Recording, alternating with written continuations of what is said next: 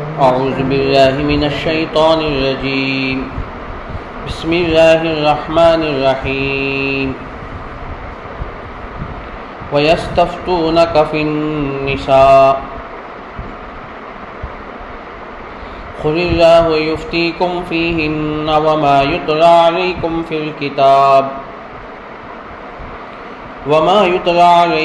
الكتاب في يتامى النساء اللاتي لا تؤتونهن ما كتب لهن وترغبون أن تنكحوهن والمستضعفين من الولدان وأن تقوموا لليتامى بالقسط وما تفعلوا من خير فإن الله كان به عليما. وإن امرأة خافت من بعلها نشوزا أو إعراضا فلا جناح عليهما أن يصلحا بينهما صلحا والصلح خير وأحضرت الأنفس الشح وإن تحسنوا وتتقوا فإن الله كان بما تعملون خبيرا.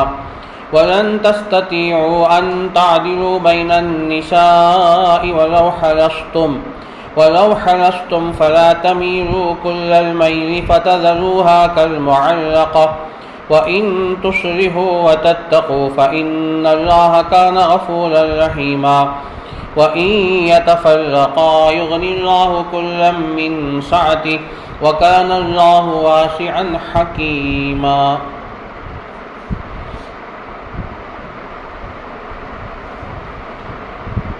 پناہ مانگتا ہوں میں اللہ کی شیطان مردود سے. بسم اللہ الرحمن الرحیم. شروع کرتا ہوں میں اللہ کے نام سے جو بڑا مہربان نہایت رحم والا ہے.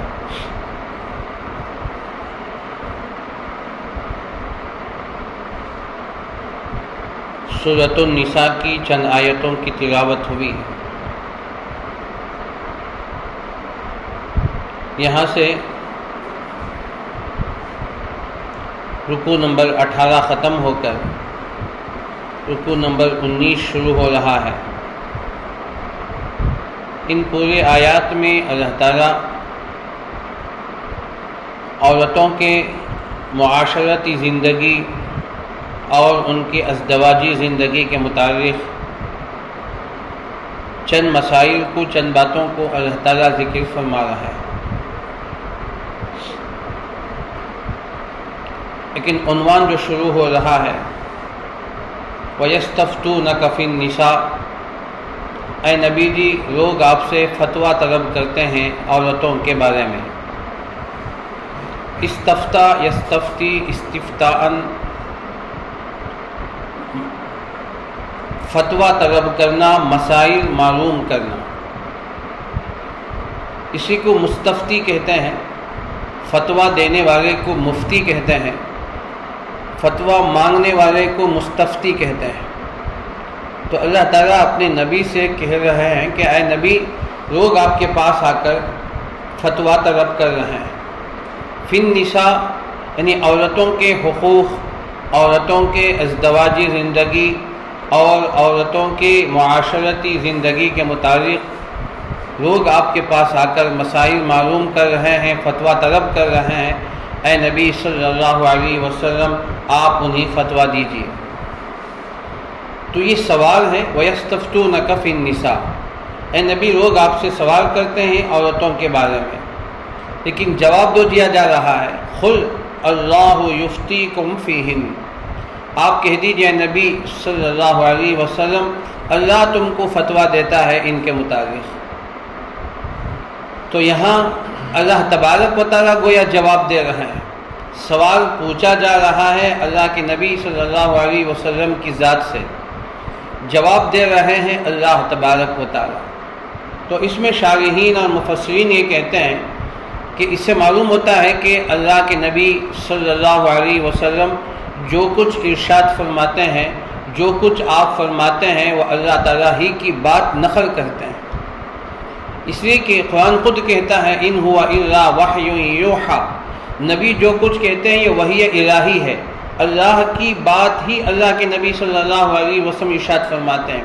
صرف الفاظ اللہ کے نبی صلی اللہ علیہ وسلم کے، لیکن بات اللہ کی ہے۔ اللہ جو بات کہتے ہیں، اللہ کے نبی صلی اللہ علیہ وسلم اس بات کو اپنے الفاظ کا پردہ پہنا کر، اپنے الفاظ کے چادر اڑا کر اللہ کے نبی صلی اللہ علیہ وسلم لوگوں کے سامنے اس کا جواب پیش فرماتے ہیں۔ تو بات حقیقت میں اللہ ہی کی ہے، جملے اللہ کے نبی صلی اللہ علیہ وسلم کے ہیں۔ تو اسی میں قرآن و حدیث میں بھی فرق واضح ہو گیا۔ قرآن اس کو وحی مطلوع کہتے ہیں اور حدیث وحی غیر مطلوع کہا جاتا ہے۔ وحی کی دو قسمیں ہیں، ایک وحی مطلوع اور دوسرا وحی غیر مطلوع۔ وحی مطلوع وہ ہے کہ جسے ہم قرآن کہتے ہیں، جس کی مستقل تلاوت ہوتی ہے۔ مطلوع کے معنی آتے ہیں کہ تلاوت کرنا۔ قرآن کریم کی تلاوت نمازوں کے اندر ہوتی ہے، نمازوں کے باہر ہوتی ہے، مستقل اس کو پڑھا جاتا ہے، مستقل اس کی تلاوت ہوتی ہے۔ یتلون علیہ آیاتہ الذین آتیناہم الکتاب یتلونہ حق تلاوتی، باقاعدہ اس کی تلاوت ہوتی ہے، تو اس لیے اس کو وحی مطلوع کہا جاتا ہے۔ اور وحی غیر مطلوع احادیث شریفہ، احادیث مبارکہ ہے، جس کی مستقل تلاوت نہیں ہوتی، بلکہ اللہ کے نبی صلی اللہ علیہ وسلم کی باتیں، آپ صلی اللہ علیہ وسلم کے احادیث، اس کو وحی غیر مطلوع کہتے ہیں۔ لیکن دونوں بات اللہ ہی کے ہیں۔ قرآن بھی اللہ کا کلام ہے اور نبی کریم صلی اللہ علیہ وسلم کی باتیں بھی اللہ ہی کا کلام ہے، لیکن الفاظ اللہ کے نبی صلی اللہ علیہ وسلم کے ہیں۔ تو اس سے قرآن سورہ نجم میں صاف فرمایا، ان ہوا الا وحی یوحیٰ، آپ جو کچھ ارشاد فرماتے ہیں یہ براہ راست وحی ہے۔ اللہ کے نبی صلی اللہ علیہ وسلم چاہے خوشی کے وقت میں، غم کے وقت میں، چاہے اپنوں کے ساتھ کوئی بات فرمائے یا اپنی بیویوں کے ساتھ درمیان میں کوئی بات ارشاد فرما دے، یا صحابہ کے درمیان میں کوئی بات ارشاد فرما دے، یا غصے میں کوئی بات کہہ دے، یا خوشی میں کوئی بات کہہ دے، سب کا سب وحی الہی ہے۔ اللہ کے نبی صلی اللہ علیہ وسلم نے صاف ارشاد فرمایا، بخاری کی حدیث ہے، اللہ کے نبی نے اپنی زبان مبارک کو پکڑ کر فرمایا، خدا کی قسم اس سے کہ سوائے حق کے کوئی اور بات نہیں نکل سکتی۔ یہ حدیث کب ہے؟ عبداللہ ابن عمرو ابن العاص رضی اللہ عنہما، بہت بڑے محدث ہیں اور سب سے زیادہ حدیث بیان کرنے والے صحابہ میں وہی صحابی ہیں، عبداللہ ابن عمرو ابن العاص۔ نمبر 2 میں حضرت ابو ہریرہ آتے ہیں رضی اللہ عنہ۔ وہ ان کی حدیث میں کہ جب وہ اللہ کے نبی صلی اللہ علیہ وسلم جب حدیث ارشاد فرماتے تھے، کوئی جملہ ارشاد فرماتے تو لکھتے تھے، تو حضرت ابو ہریرہ یاد کرتے تھے، لیکن حضرت عبداللہ ابن عمرو ابن العاص یہ اللہ کے نبی صلی اللہ علیہ وسلم کی حدیث کو لکھتے تھے، بعد میں یاد کرتے تھے، تو پوری ذخیرہ لکھتے تھے اللہ کے نبی صلی اللہ علیہ وسلم۔ کسی صحابی نے کہا کہ بھائی تم کیوں لکھتے ہو، ہر بات نقل کرتے ہو؟ اللہ کے نبی صلی اللہ علیہ وسلم کبھی غصے میں ہوتے ہیں، کبھی خوشی کے موقع پر ہوتے ہیں، کبھی آپ مزاح فرماتے ہیں، آپ اسے بھی لکھ لیتے ہیں۔ تو صحابی حیران ہو گئے، بات تو صحیح ہے، اللہ کے نبی صلی اللہ علیہ وسلم کبھی غصے میں کوئی بات کہتے ہیں ارشاد فرماتے ہیں، کبھی خوشی میں کوئی بات ارشاد فرماتے ہیں، کبھی ناراضگی میں کوئی بات ارشاد فرماتے ہیں۔ تو اس کے بعد اللہ کے نبی صلی اللہ علیہ وسلم کی خدمت میں حاضر ہوئے، کہا کہ یا رسول اللہ صلی اللہ علیہ وسلم، آپ کی ساری باتوں کو میں لکھتا ہوں، نقل کرتا ہوں، میرے پاس پوری حدیثیں موجود ہیں، محفوظ ہیں، لیکن فلاں صحابی نے کہا کہ آپ غصے میں ارشاد فرماتے ہیں۔ تو اس وقت میں اللہ کے نبی صلی اللہ علیہ وسلم فرمایا کہ عبداللہ کہ اس زبان میں جو بھی غصے کے وقت میں بھی جو بات نکلے گی وہ سوائے حق کے کچھ نہیں نکلے گا۔ تو اللہ کے نبی صلی اللہ علیہ وسلم کی جتنی باتیں ہیں جسے ہم احادیث کہتے ہیں، حقیقت میں وہ بھی کلام الہی ہے، اللہ تعالیٰ کا کلام ہے، لیکن الفاظ اللہ کے نبی صلی اللہ علیہ وسلم، کلام الہی لیکن الفاظ نبی صلی اللہ علیہ وسلم۔ تو یہ وہی فرق ہوتا ہے، قرآن کلام الہی بھی ہے، الفاظ الہی بھی ہے، کلام بھی اللہ کا ہے، الفاظ بھی اللہ کے ہیں، لیکن وہی غیر مطلوع جسے ہم حدیث کہتے ہیں تو کلام الہی ہے، لیکن الفاظ نبی صلی اللہ علیہ وسلم، بس اتنا ہی فرق ہوتا ہے۔ تو یہاں اللہ تعالیٰ نے اس مسئلے کو بھی حل فرما دیا۔ تو مفسرین نے فرمایا کہ لوگ آپ سے فتویٰ طلب کرتے ہیں، حقیقت یہ ہے کہ اللہ یفتیکم، اللہ تم کو فتویٰ دیتا ہے، اللہ تم کو فتویٰ دیتا ہے۔ سب سے بڑا مفتی خود اللہ تعالیٰ کی ذات ہے۔ اور جیسے قرآن میں کہا اللہ یدعو الی دار السلام، اللہ تم کو دعوت دیتے ہیں دار السلام کی طرف، جنت کی طرف تم کی دعوت دیتے ہیں۔ واللہ یدعو الی الجنۃ والمغفرۃ باذنہ، اللہ تم کو بلاتے ہیں جنت کی طرف، مغفرت کی طرف آؤ۔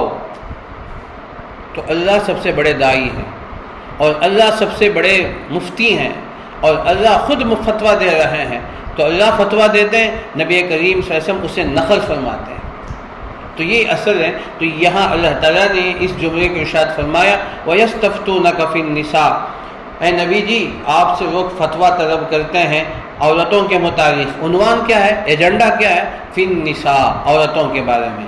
قُلْ اللَّهُ يُفْتِيكُمْ فِيهِنَّ، قُلِ اللَّهُ يُفْتِيكُمْ فِيهِنَّ، آپ فرما دیجئے نبی صلی اللہ علیہ وسلم اللہ تم کو فتویٰ دیتے ہیں ان کے متعلق۔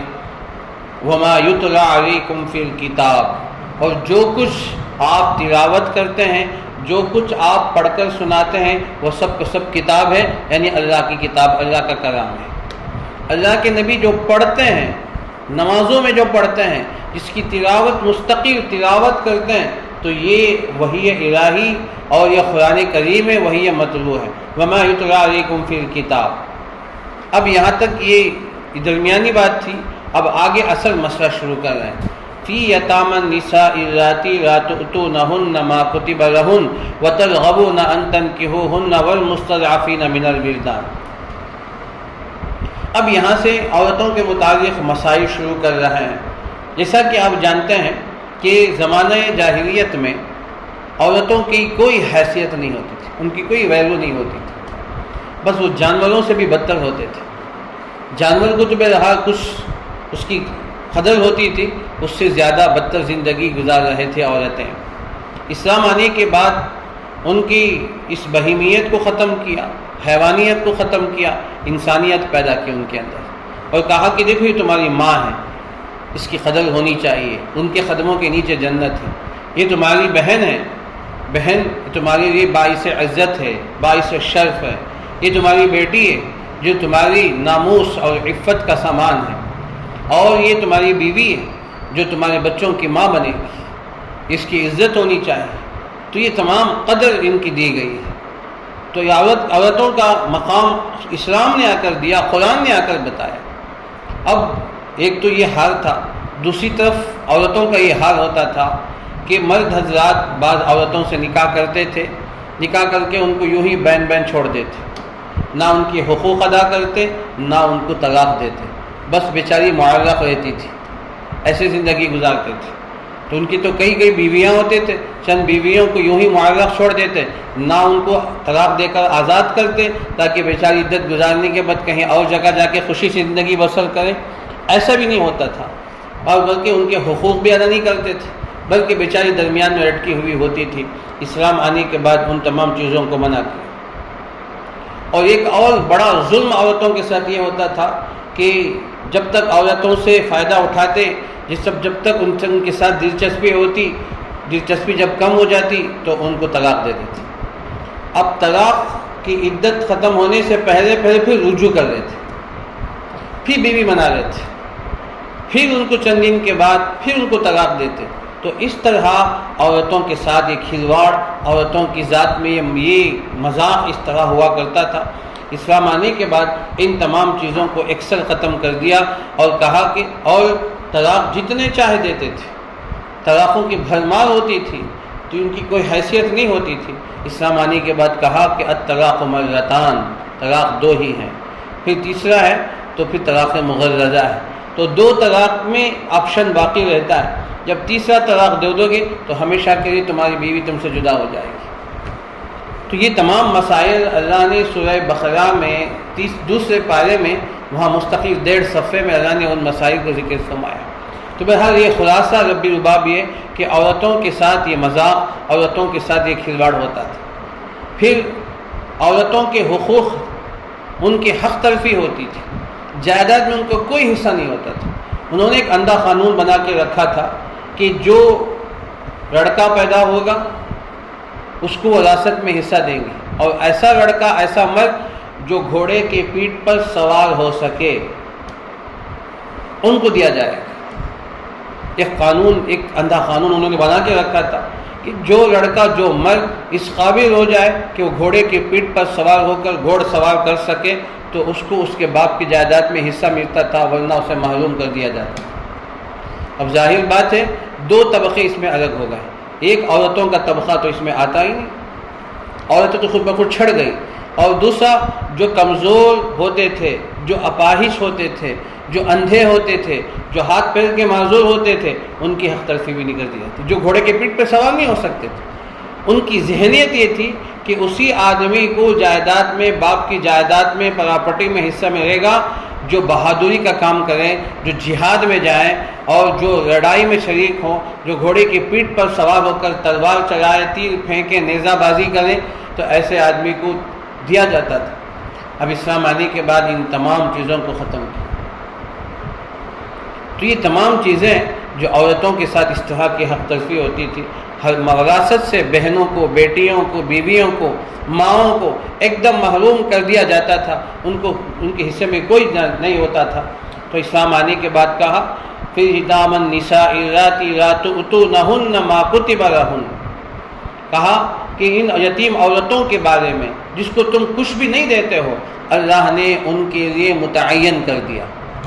اسلام آنے کے بعد باقاعدہ مسائل متعین ہو گئے، ماں کو کتنا حصہ ملے گا، 8واں حصہ ملے گا، اولاد ہونے کی صورت میں، اولاد نہ ہونے کی صورت میں 6واں حصہ ملے گا، اور پھر بیوی کو اتنا ملے گا، بیٹی کو اتنا ملے گا، اگر بیٹی تنہا ہے تو آدھا مال باپ کا، آدھا پراپرٹی اس کے مل جائے گا، فلہن نصف ما ترک، آدھا مل جائے گا۔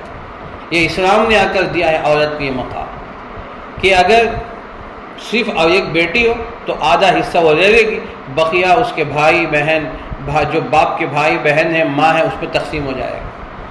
تو یہ وراثت میں تقسیم کرنے والے یہ اسلام اور شریعت ہے کہ ان کے اللہ تعالیٰ نے ان کو متعین کر دیا، بیٹی کو کتنا ملے گا، بیوی کو کتنا ملے گا، اب ایک سے زائد بیویاں ہیں تو ان کو کتنا ملے گا، یہ تمام چیزیں اسلام نے آ کر متعین فرمائے۔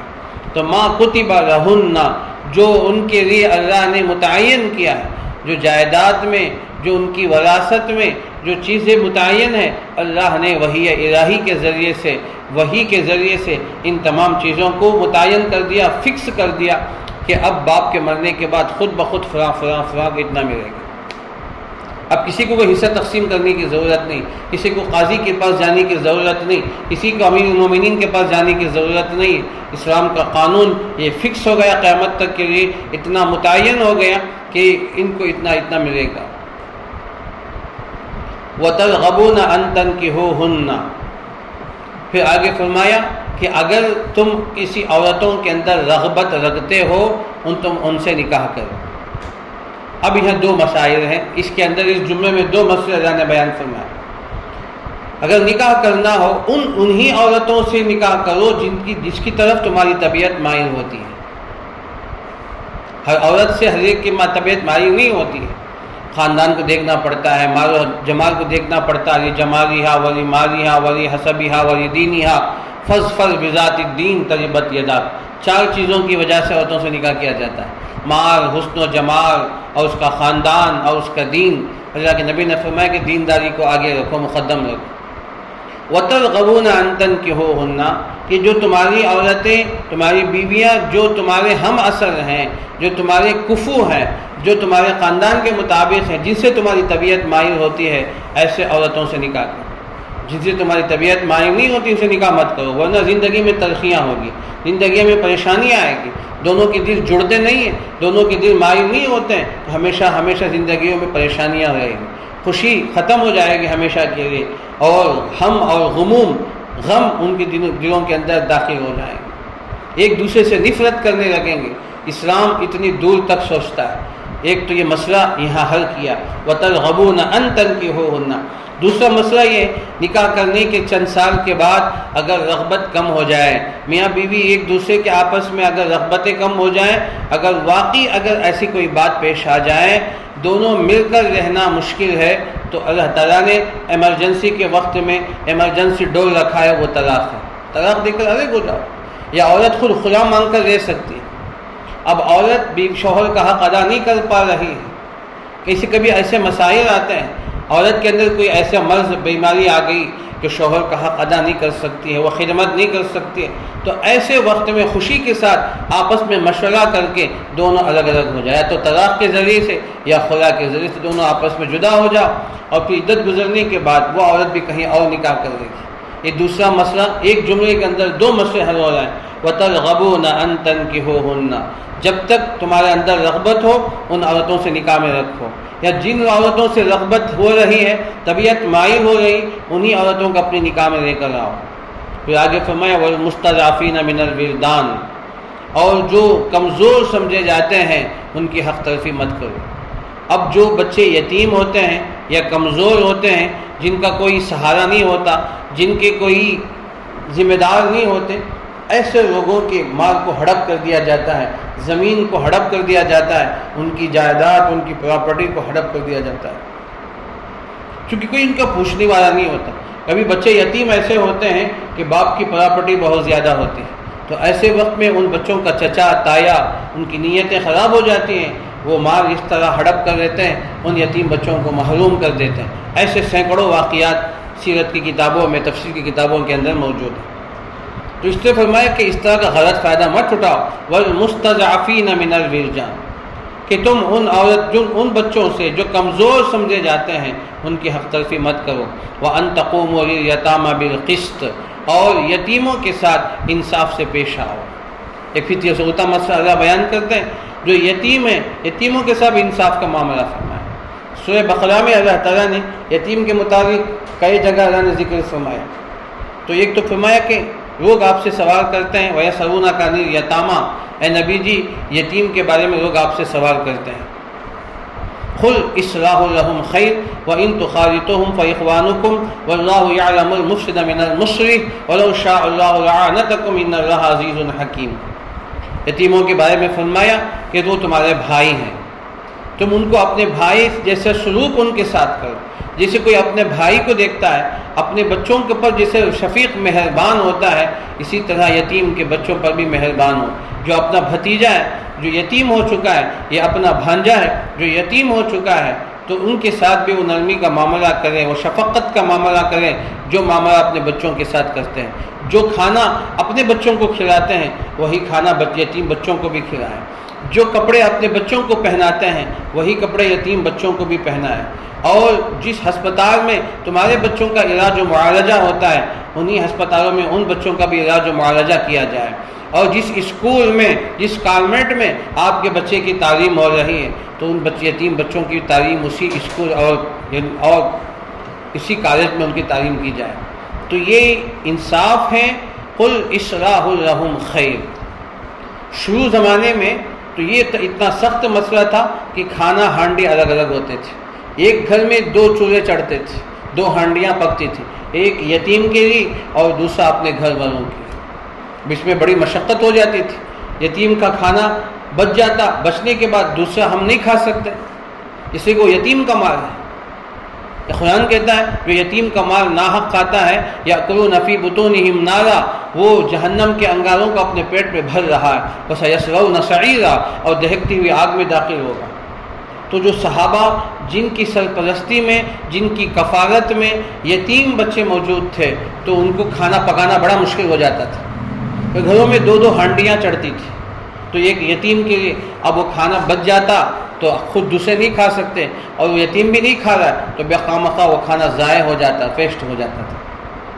اس کے بعد اللہ تعالیٰ نے اس آیت کے ذریعے سے وہ حکم منسوخ ہو گیا، اب کہا کہ وہ تمہارے بھائی ہیں، وَإِن تُخَالِطُوهُمْ، تم ان کی ہانڈی کو اپنے ہانڈی کے ساتھ ملا دو۔ بس اب اپنے گھر کے اگر 4 بچے ہیں تو یتیم کا 1 بچہ ہے تو 5 ہو گئے، تو سمجھو کہ 5 بچے ہیں، تو 5 بچوں کے جو اخراجات ہیں وہ اخراجات ہوں گے، اس میں یتیم بچے کا جتنا اخراجات ہوگا اس میں یتیم کے پیسوں میں سے اٹھا لیا جائے گا۔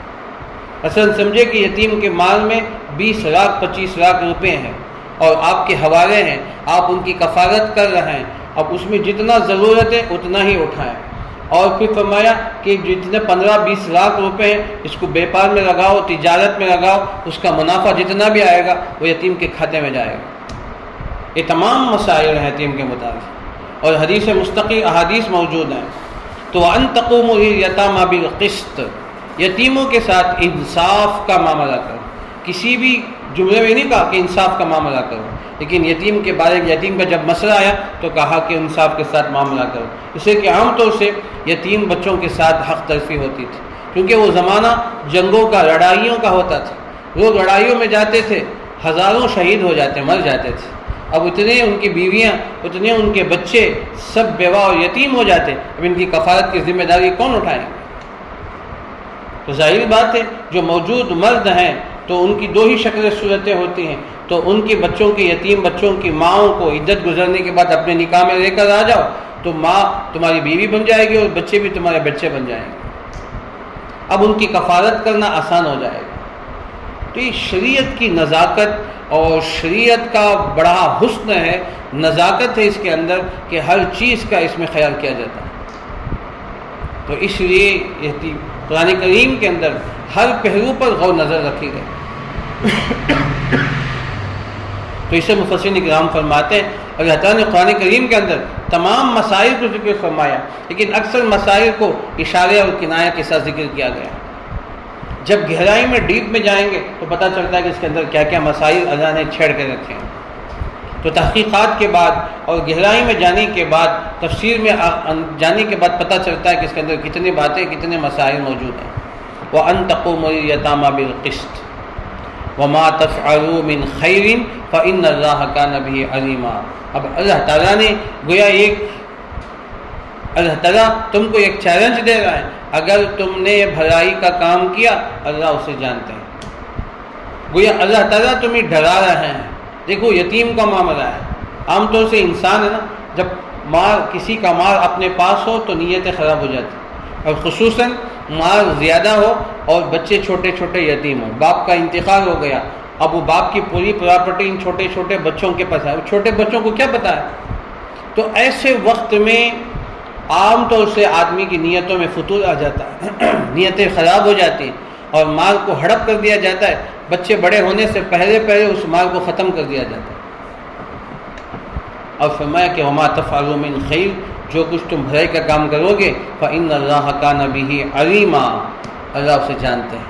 تمہاری نیتوں میں کیا فتور ہے، تمہاری نیتوں میں کیا گھوم رہا ہے، چل رہا ہے، اللہ اسے اچھی طرح بہتر جانتا ہے۔ ایک آیت جو طویل آیت ہی مکمل ہوئی، پھر دوسری آیت فرمایا کہ وَإِنِ امْرَأَةٌ خَافَتْ مِن بَعْلِهَا نُشُوزًا۔ اب یہاں سے ازدواجی زندگی، معاشرتی زندگی، جو میاں بیوی کے آپس کے حقوق ہیں ان کے بارے میں اللہ ذکر فرماتے ہیں۔ وَإِنِ امْرَأَةٌ خَافَتْ مِن بَعْلِهَا، اور اگر کوئی عورت ایسی ہو جو اپنے شوہر سے ڈر رہی ہو اس بات پر کہ اسے جی بھر جائے، اب عورت اپنے شوہر سے جی بھر گیا ہے، اب اسے دلچسپی کم ہو گئی، تو ایسے وقت میں فرمایا فلا جناح علیہما۔ اب دیکھیے قرآن نے ایک پہلو کو ذکر کیا، لیکن یہ دونوں پہلو ہیں، یہ قرآن کا اسلوب اور انداز ہے کہ ایک پہلو کو ذکر کرتا ہے تو خود بخود دوسرا پہلو سمجھ میں آ جاتا ہے۔ اب یہ فرمایا کہ اگر عورت کا جی اپنے شوہر سے بھر جائے، اب دلچسپی کم ہو رہی ہے شوہر سے، تو ایسے وقت میں اگر وہ پھر بھی اس کے باوجود بھی شوہر کے ساتھ ہی رہے گی تو مسئلہ یہ ہوگا کہ اور شوہر کا حق ادا نہیں کر پائے گی، شوہر کی خدمت کر نہیں پائے گی۔ ایک پہلو قرآن نے یہاں ذکر فرمایا، اس کا دوسرا پہلو، تصویر کا جو دوسرا رخ ہوتا ہے اسے خود بخود سمجھ میں آتا ہے۔ اب دوسرا رخ کیا ہے کہ اگر شوہر اپنی بیوی سے جی بھر جائے، اب ہوتا ہے انسان ہے کہ کبھی کسی عورت سے جی بھر جاتا ہے، اب چند سال ہو گئے جی بھر گیا، اب اس کے بعد دونوں میں آپس میں طبیعت جڑ نہیں رہی ہیں اور شوہر اس کے لیے پورا وقت نہیں دے رہا ہے یا پورا حق ادا نہیں کر رہا ہے، تو ایسے وقت میں گناہ میں پڑنے کے بجائے کہ آدمی اس بیوی کو احتیاط کے ساتھ اور پورے اخلاق کے ساتھ رخصت کر دیں اور پھر اس کے بعد دوسرا نکاح کریں۔ یہ عام طور سے اس زمانے میں ہوتا تھا کہ پہلی کی بیوی ہوتے ہوئے کہ دوسرے کو لے کر آتے، پہلی بیوی کے حق تلفی ہو جاتی، ان کے ساتھ شب باشی نہیں ہوتی، ان کے ساتھ حق تلفی ہو جاتی ہے اور ان کے ساتھ رات نہیں گزارتے، بقیہ پورے اوقات اب چھوٹی بیوی جو نئی بیوی آئی تھی، کم عمر تھی، ان کے ساتھ پہلو گزار رہا ہے۔ تو یہ تمام پہلو ہیں، تو اللہ تعالیٰ نے اس کا ذکر فرمایا اگر ایسا موقع آ جائے ان یصلحا بینہما صلحا، قرآن نے کہا کہ فلا جناح علیہما ان یصلحا بینہما صلحا والصلح خیر. یہاں ایک بہت بڑے مسائل کا دروازہ اللہ کھول رہا ہے. بات وہی ہے کہ شوہر یا بیوی، شوہر کا اپنی بیوی سے، بیوی کا اپنے شوہر سے جی بھر جائے. اب دونوں ایک دوسرے سے اعراض کر رہے ہیں، دونوں ایک دوسرے سے کترا رہے ہیں، تو ایسے وقت میں میاں بیوی خود آپس میں بیٹھ کر صلح کریں. ہم اتنے سال رہے، ہمارے یہ بچے ہیں اور ہم آپس میں رہیں، اب بہتر یہ ہے کہ ہم ایک دوسرے کے حق تلفی کر کے گناہ میں مبتلا ہونے کے بجائے ہم دونوں آپس میں جدا ہو جائیں. یہ دونوں جو فیصلے کریں گے نا، دونوں آپس میں کریں. اور والصلح خیر، اور یہ صلح کرنا سب سے بہتر ہے. تو یہ میاں بیوی کا مسئلہ ہے. تو یہاں مفتی شفیع صاحب رحمۃ اللہ علیہ تفسیر معرف القرآن میں، اور اسی طرح مولانا مفتی عاشق الہی بلندشہر رحمۃ اللہ علیہ تفسیر انوار البیان فی کشف اسرار القرآن میں ایک مسئلے کو یہاں لکھتے ہیں. دیکھیے میاں بیوی ایک تو آپس میں جدا ہونے کے لیے آپس میں مشورہ کرنا ہے. تو یہ خدا نے کہا کہ آپس میں مشورہ کرو. یا دونوں میں کس وجہ سے اختلاف ہو رہا ہے، وجہ اختلاف کا اصل سبب کیا ہے، آپس میں بیٹھ کر صلح کریں. بھئی کیوں ہم آپس میں لڑ رہے ہیں، باتوں بات میں ہم ایک دوسرے کی زبان درازی کیوں کر رہے ہیں، ایک دوسرے کے اوپر آواز کیوں بلند کر رہے ہیں، وجہ کیا ہے. اس وجہ کو ڈھونڈیں، تلاش کریں. اگر کوئی معقول عذر ہو تو ایک دوسرے سے اصلاح کریں اور ایک دوسرے کو چھوڑنے کی کوشش کریں اور آپس میں معافی مانگیں، مسائل حل ہو جاتے ہیں. تو یہ جو مسئلہ ہے، اب جانتے ہیں کہ ہر گھر میں آپس میں میاں بیوی کا کچھ نہ کچھ انبن ہوتا رہتا ہے، کچھ نہ کچھ مسئلے ہوتے رہتے ہیں. لیکن بعض جگہ یہ لڑائی کی شکل اختیار کر جاتی ہے، اختلافات کی شکل اختیار کر جاتی ہے. اب یہ اختلاف 2 کے بجائے 8 میں تقسیم ہو جاتے ہیں. ان کے 2 ماں باپ، ان کے 2 ماں باپ، پھر ان کے بھائی بہن، ان کے بھائی بہن، تو 4 4 8 ہو گئے. تو یہ 8 میں تقسیم ہو جاتے ہیں. تھا تو 2 کا مسئلہ، اب درمیان میں ادھر 4 ادھر 4 آ گئے. کم سے کم کی بات بتاؤں، اس سے زیادہ تو بہت ہو جاتے ہیں. اب یہ ہوتا یہ ہے کہ یہ 4 آدمی ادھر کے 4 ادھر کے 4 جب دخل اندازی کرتے ہیں تو دونوں کے اندر اور اختلافات بڑھ جاتے ہیں. عام طور سے آج جو حالات ہیں اسی بنیاد پر ہے کہ بعض جگہ اکثر جگہ یہ دیکھا جا رہا ہے میاں بیوی آپس میں خوش رہتے ہیں، لیکن اختلاف بڑوں کا ہوتا ہے.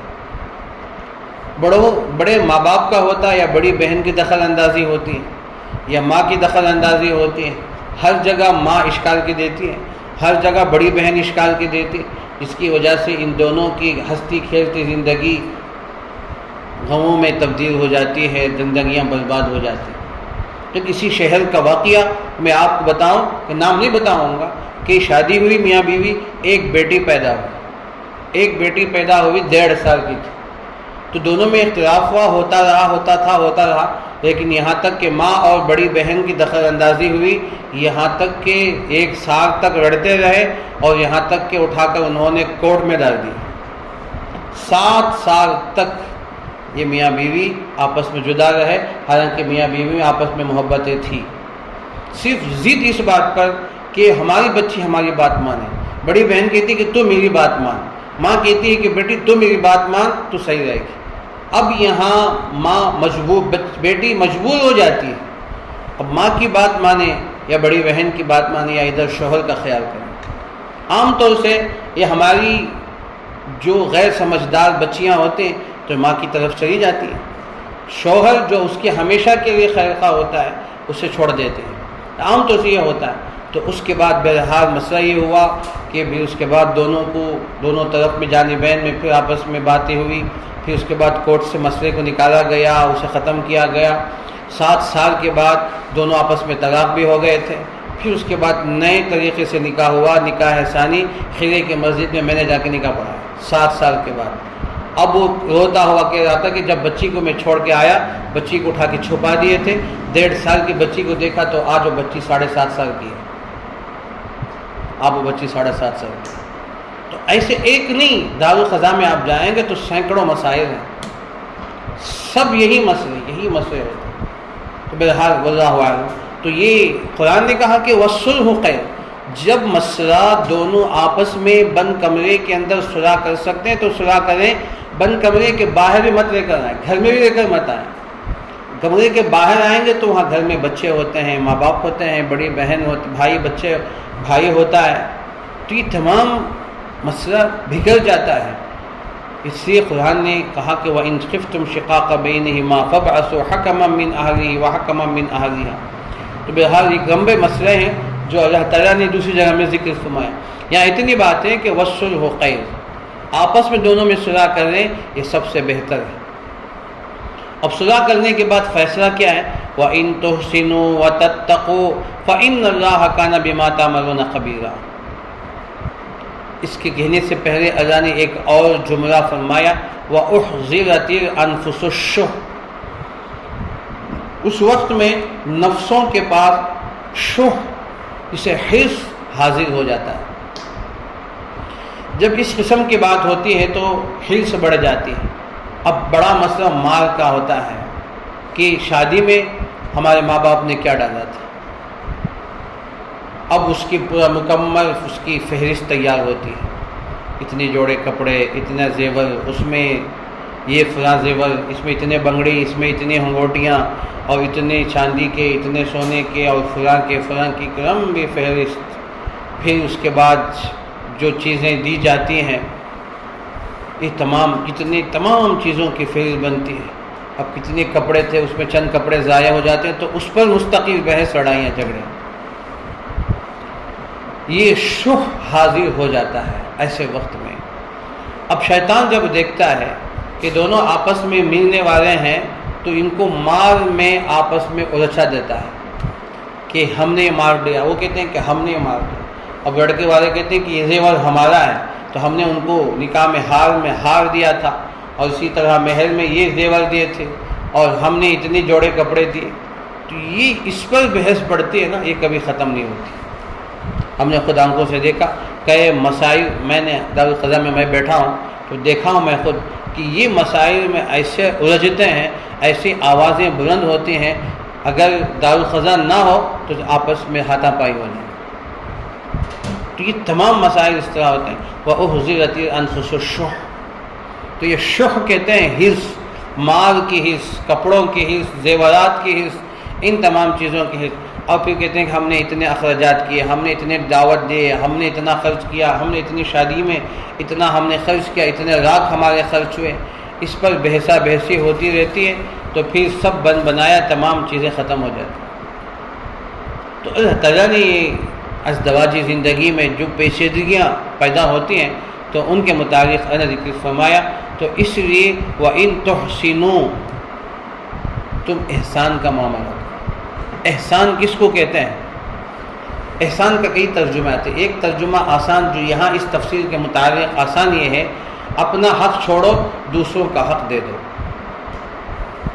ہر آدمی اگر یہ سوچے گا تو مسئلہ آسان ہو جائے، کوئی جھگڑا نہیں ہوگا، بھائی چلو میرا حق چلے جائے، 2 لاکھ 3 لاکھ کا مال میرا ضائع، چلو کوئی بات نہیں، تمہارا حق تم لے جاؤ، میرا بھی جو میں نے ہم نے یہ زیور بھی آپ لے کر جائیں۔ تو اگر کوئی مرد یا گھر والے، مرد کے گھر والے، شوہر والے اگر اس طرح دل بڑا کریں تو پھر مسائل حل ہو جاتے ہیں۔ تو لڑکی والوں کو بھی چاہیے کہ نکاح کے موقع پر دلہا کو جو کچھ چیزیں ڈالیں تو دل بڑا کر کے چھوڑ دے، بھی جو ہوا۔ تو یہاں یہ مسائل ہو جاتے ہیں۔ ہمارے بڑے حضرت رحمۃ اللہ کہا کرتے تھے کہ خوشی سے شادی کے موقع پر تو خوشیوں میں تو سب کچھ یہ دے وہ دے، یہ گفٹ دے دیے، لیکن جب آپس میں تھوڑی سی بات ہوتی ہے تو تمام چیزوں کو چھین کر، لڑائی کر کے تمام چیزوں کو چھین کر لیا جاتا ہے۔ حالانکہ خوشی کے موقع پر جو چیزیں دی جاتی ہیں وہ گفٹ ہے، تحفہ ہے۔ اب شوہر کو جتنی چیزیں ڈالی گئی وہ ان سے تحفہ ہو گیا، اور اسی طرح بچی کو، دلہن کو جتنی چیزیں ڈالی گئی وہ اس سے تحفہ ہو گیا۔ اب وہ تنہا اس کی مالکہ ہے، اور شوہر کو جو کچھ بھی دیا گیا ہے، چاہے گاڑی کی شکل میں ہو، چاہے زیورات کی شکل میں ہو، چاہے ہنگوٹی کی شکل میں ہو، یا کوئی اور پیسوں کی شکل میں ہو، تو اس کا مالک ہو گیا۔ کسی کو ہبہ کرنے کے بعد، گفٹ کرنے کے بعد پھر چھین کر لینا گویا منہ کے لقمے کو چھیننے کے مترادف۔ یہ کوئی شریف آدمی کا کام نہیں ہے۔ تو یہ ایک وَإِن تُحْسِنُوا، تو اللہ نے پہلے احسان کا لفظ استعمال۔ احسان یہ ہے کہ اپنا حق چھوڑو، دوسروں کا حق دے دو۔ تو ہر جانبین اگر یہ سوچے گا کہ اپنا حق میں چھوڑنے کے لیے تیار، تمہارا حق تم اپنے اور زیادہ بھی لے کر جاؤ، کوئی مسئلہ نہیں، تو پھر مسائل منٹوں میں حل ہو جاتے ہیں۔ تو قرآن نے یہ انداز استعمال فرمایا۔ حرص کے بعد احسان آیا، تو حرص کے ساتھ احسان کو جوڑنے کا مطلب یہ ہے کہ اپنا حق چھوڑو، دوسروں کا حق دے دو، یہ احسان ہے۔ وَتَتَّقُوا، اور تقوی اختیار کرو۔ اس کے بعد دوسرے نمبر پر تقوی کا ذکر ہے۔ فَإِنَّ اللَّهَ كَانَ بِمَا تَعْمَلُونَ خَبِيرًا، بے شک اللہ تعالیٰ جو کچھ تم کرتے ہو باخبر ہے۔ اب یہاں تک تو یہ آیت بھی طویل آیت ہے، اس میں ازدواج زندگی، آپس میں پیچیدگیوں کا اللہ نے چند مسائل کو ذکر فرمایا۔ اب آگے پھر زمانہ جاہلیت کا جو طریقہ ہوتا تھا کہ ایک ایک کی کئی بیویاں ہوتی تھیں، کئی باندیاں ہوتی تھیں، بلکہ قرآن کریم کی جو سورہ نساء کی شروع کی آیتیں ہیں کہ ایک آدمی 4 بیویوں کو اپنے نکاح میں رکھ سکتا ہے، مثنیٰ وثلاث ورباع، تو یہ فرمایا کہ 4 تک کی اجازت ہے۔ اس آیت کے اترنے سے پہلے زمانہ جاہلیت میں ایک کی 10 بیویاں، 14 بیویاں، پھر اتنی باندیاں۔ خیر باندیوں کا تو مسئلہ نہیں، جتنا بھی چاہے رکھ سکتے ہیں، لیکن بیویاں اتنے تھے۔ آیت کے نازل ہونے کے بعد اللہ کے نبی، اس میں صحابہ بھی موجود تھے، جو صحابہ تھے، صحابہ ہو چکے تھے، مسلمان ہو چکے تھے۔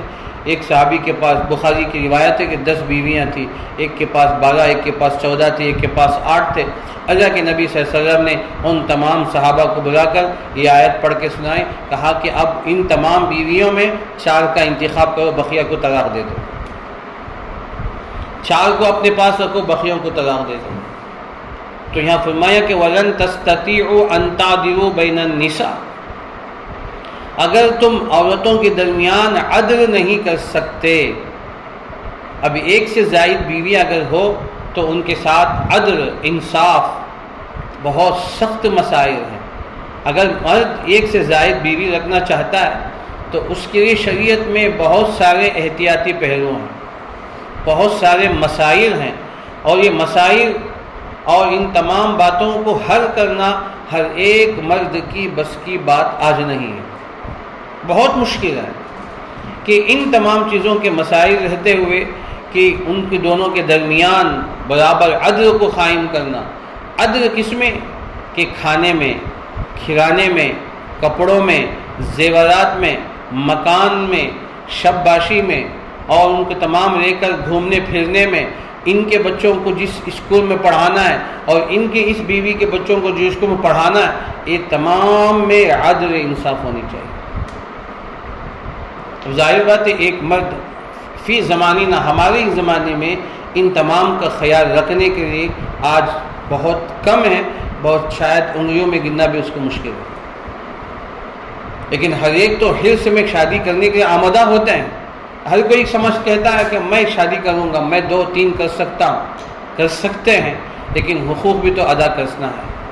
تو یہ فرمایا کہ قرآن کہتا ہے سورہ نساء کے شروع میں فَإِنْ خِفْتُمْ أَلَّا تَعْدِلُوا فَوَاحِدَةً أَوْ مَا مَلَكَتْ أَيْمَانُكُمْ، اگر تم ایک سے زائد بیوی کے درمیان انصاف نہیں کر سکتے ہو، عدل نہیں کر سکتے ہو، تو پھر ایک پر اکتفا کرو۔ یہ بھی تو قرآن کہہ رہا ہے، ایک پر اکتفا کرو، وہی تمہارے لیے کافی۔ اس کے علاوہ جو باندیاں استعمال کرو، او ما ملکت ایمانکم۔ تو یہاں بھی وہی بات کو اللہ فرماتے ہیں وَلَن تَسْتَطِيعُوا أَن تَعْدِلُوا بَيْنَ النِّسَاءِ۔ اب اس میں ہوتا یہ ہے کہ جو پہلی بیوی ہوتی ہے تھوڑی عمر والی ہوتی ہے، اس کے بعد ظاہر بات ہے بیوی نکاح میں آ کر 10 سال 12 سال ہو گئے، اب اس کے بعد دوسرا نکاح کر رہے، ظاہر بات ہے دوسری بیوی کم عمر کی ہوگی، اور پہلی بیوی کا حسن کم ہو چکا ہوگا، بچوں کو پیدا کرنے کے بعد، دودھ پلانے کے بعد اس کے حسن میں کمی آنا ضروری ہے۔ آپ ڈاکٹر سے ماشاءاللہ آپ اچھی طرح جانتے ہیں۔